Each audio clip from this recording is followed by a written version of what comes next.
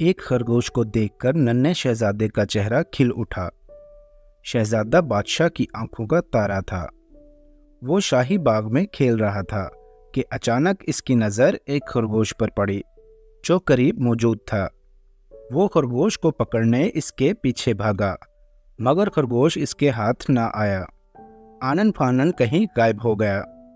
इसी दौरान बादशाह के वजीर खास सामने से आते हुए दिखाई दिए। शहजादे से पूछा, आपने खरगोश को भागते हुए कहीं देखा है?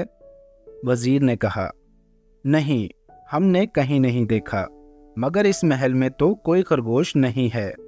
शहजादे ने कहा, नहीं, हमने खुद खरगोश को देखा है और वो इस तरफ भागा है। फिर शहजादा महल के अंदरूनी हिस्से की तरफ चला गया। इसी दौरान वजीर खास ने एक गुलाम को आवाज देकर बुलाकर पूछा, ये बताओ, क्या इस महल में कोई खरगोश है? वो बोला, जी हुजूरे वाला, एक खरगोश है जो अस्तबल के निगरां का है, मगर वो ज्यादातर उसे बंद ही रखता है। ठीक है, तुम जाओ। ये कहकर वो एक तरफ को चल दिए। अब इसका रुख शाही खजाने के कमरे की तरफ था।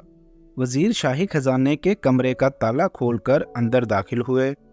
कमरा हीरे जवाहरात, बेशबहा कीमती मोतियों, सोने और अशरफियों से भरा हुआ था।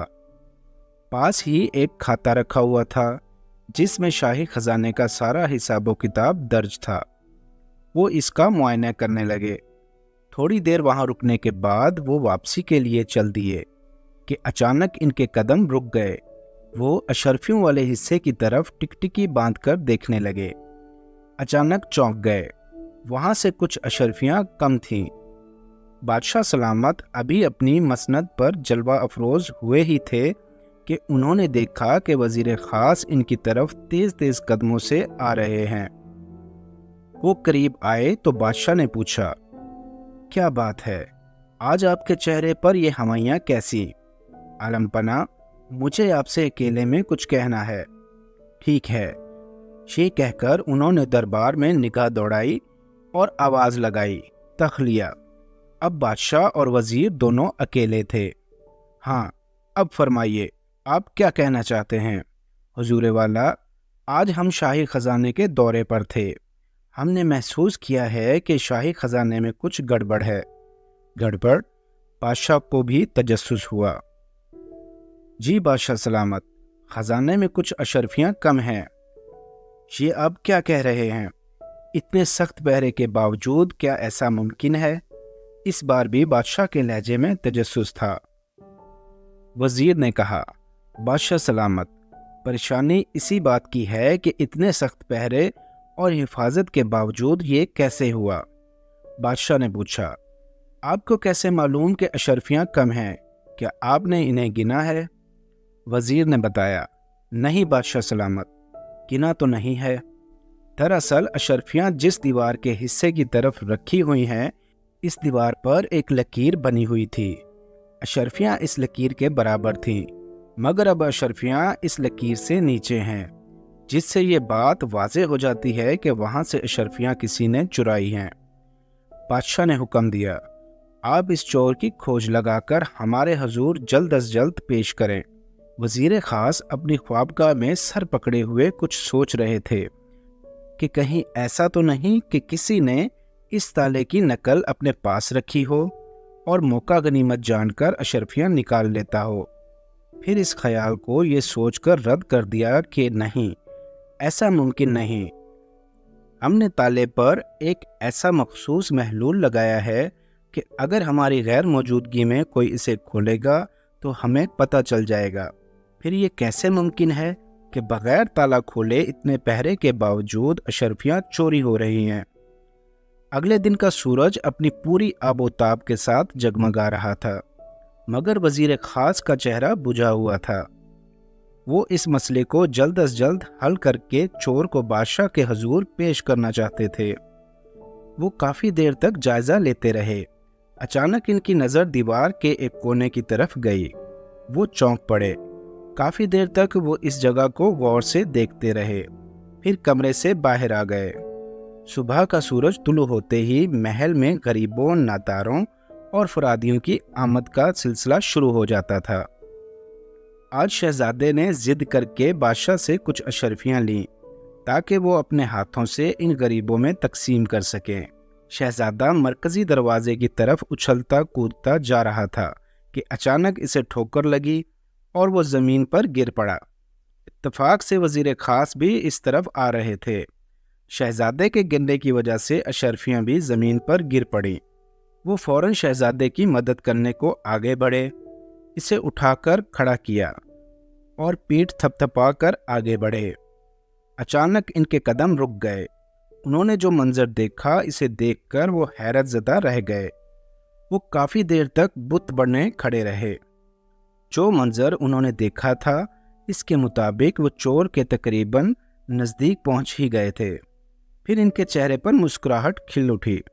वो रात उन्होंने काफ़ी सोच विचार में गुजारी। इनके जहन में कुछ कड़ियाँ थीं जो आपस में मिलती जा रही थीं। फिर इनके चेहरे पर एक इत्मीनान की लहर दौड़ी। शायद इनके जहन में कोई तरकीब आ ही गई थी। वज़ीर ख़ास आज इत्मीनान से सोए। सुबह की किरण फूटते ही वो शाही ख़जाने की तरफ गए। अंदर दाखिल होकर उन्होंने एक जगह कुछ सफूफ डाला और मुस्कुराते हुए कमरे से बाहर आ गए। दूसरे दिन बादशाह का दरबार लगा हुआ था। दाएं बाएं दरबारी अदब से खड़े थे। अचानक वज़ीर ख़ास आते हुए दिखाई दिए। वो बादशाह के हजूर आदाब बजा लाए और बोले, हजूर वाला, मैंने चोर का पता लगा लिया है। इसे आपके हजूर पेश करना चाहता हूँ। इजाज़त है। बादशाह ने इजाज़त दी। वज़ीर ने इशारा किया। एक गुलाम आया जिसके हाथ में खरगोश था। वज़ीर ने कहा, हजूर वाला, वो चोर ये खरगोश है क्या? बादशाह सलामत हैरत ज़दा रह गए। जी हुजूर, अब मैं आपको असल हक़ाइक़ से आगाह करता हूँ।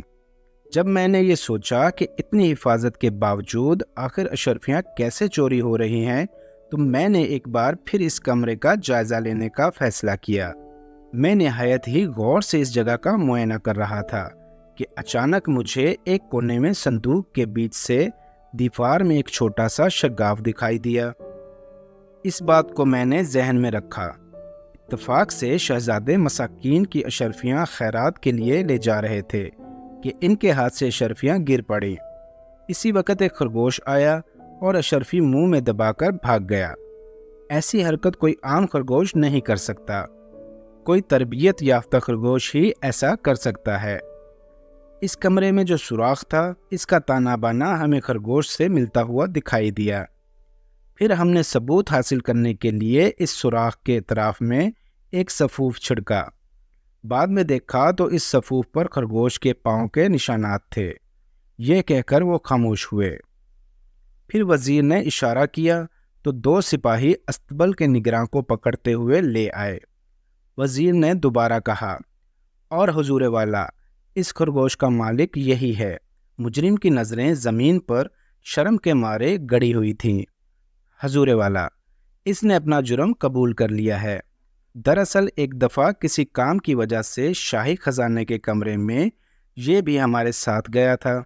वहीं पर इसकी नज़र इस सुराख पर गई और वहीं से इसके शैतानी दिमाग ने काम करना शुरू कर दिया। एक अरसे तक इसने अपने खरगोश को इस काम की तरबियत दी, मगर शायद इसे यह मालूम नहीं था कि बुराई का रास्ता निहायत मुख्तसर होता है, जो जल्द ही ख़त्म हो जाता है। ये कहकर वो खामोश हो गए। बादशाह मुजरिम को घूरते हुए बोले, ले जाओ, इसे कैद में डाल दो और साथ में इसके इस अनोखे चोर खरगोश को भी। मुजरिम चाहे कितना ही चालाक क्यों ना हो, वो आखिर अपने अंजाम को पहुँच कर ही रहता है। प्यारे दोस्तों, अगर आपको ये कहानी पसंद आई है तो चैनल को लाइक करें, सब्सक्राइब करें और बेल आइकॉन को ज़रूर प्रेस करें।